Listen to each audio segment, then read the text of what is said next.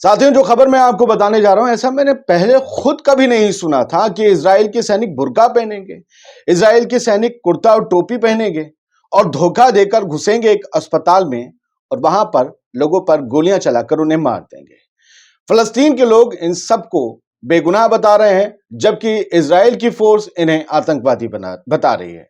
लेकिन आप देखेंगे तो चौंक जाएंगे। सबसे पहले तो आप ये देख लें टीआरटी वर्ल्ड, टीआरटी जो अर्तुगरुल और उस्मान गाजी देख रहे होंगे, उन्होंने देखा होगा ये टीआरटी तुर्की का चैनल है, बहुत बड़ा नेटवर्क है। तो इन्होंने लिखा कि 10 इजरायली सोल्जर्स सिविलियन ड्रेस में घुसे, उन्होंने मेडिकल स्टाफ का यूनिफॉर्म भी पहन रखा था और इब्न सिना अस्पताल है जेनिन कैंप का, जो कि ऑक्युपाइड वेस्ट बैंक इलाके में है फलस्तीन के, और इसमें इन्होंने घुसकर 3 फलस्तीनियों को मौत के घाट उतार दिया। और यह घटना आज 30 जनवरी की है।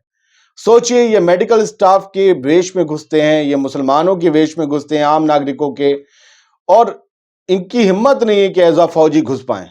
इनकी हिम्मत नहीं है कि एज अ फौजी घुस पाए, क्योंकि जिस तरीके से जुल्म और जबर ये लोग कर रहे हैं फलस्तीन के लोगों पर, इन्हें पता है कि अगर हम घुसे कहीं ऐसी जगह और अगर वहां पर ज्यादा तादाद में फलस्तीनी हुए आम लोग, तो उनके अंदर इतना गुस्सा है अपनों को खो देने का कि वो हम पर टूट पड़ेंगे।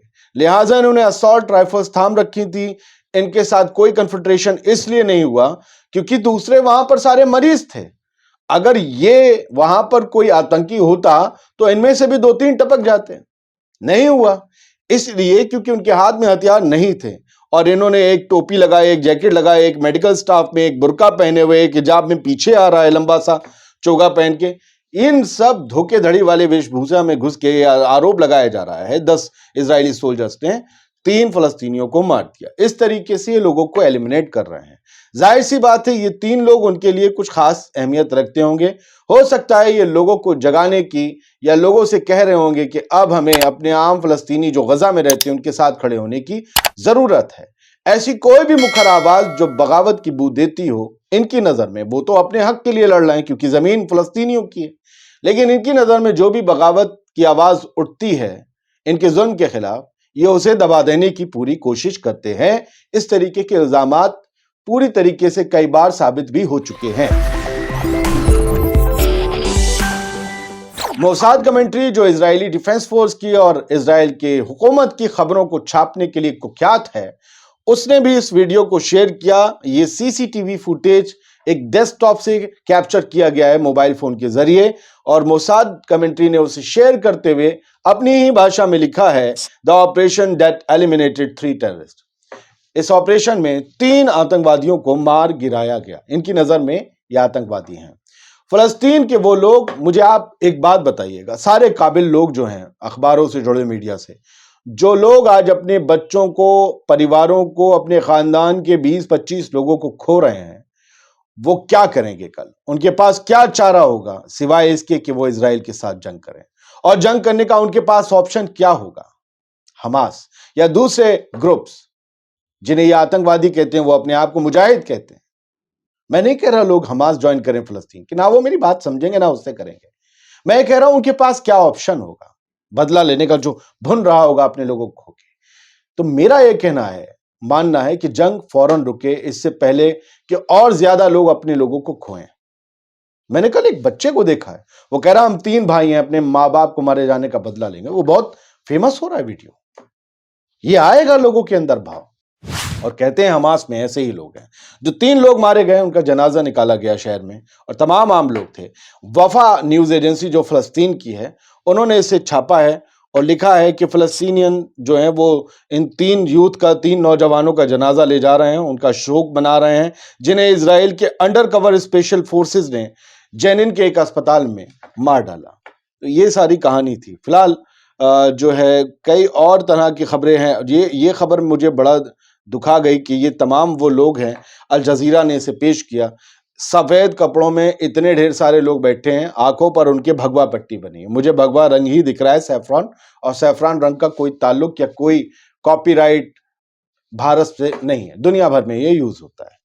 तो ये सैफरॉन कलर है और ये उनकी आंखों पर बंधा है, सफेद ड्रेस पहने हैं, और इजराइल के चैनल 4 ने ये जो है दावा किया है कि ये सब जो है ये हमास के लड़ाके हैं जिन्हें वो टेररिस्ट कहता है, ये हमास के लोग हैं जिन्हें पकड़ा है।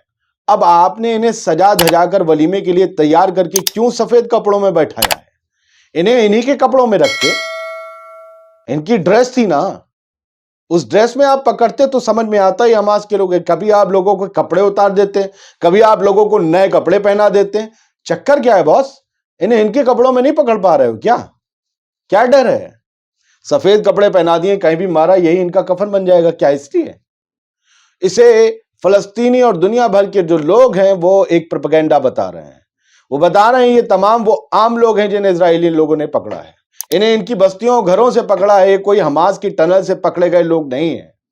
इनमें से कोई मीडिया का है, कोई बिजनेसमैन है, कोई मेडिकल स्टाफ है, और आपने इन्हें आतंकवादी बता दिया सिर्फ इसलिए क्योंकि आपके हाथ में धतूरा नहीं लगा, सिर्फ इसलिए कि आप हमास के लोगों को पकड़ नहीं पाए।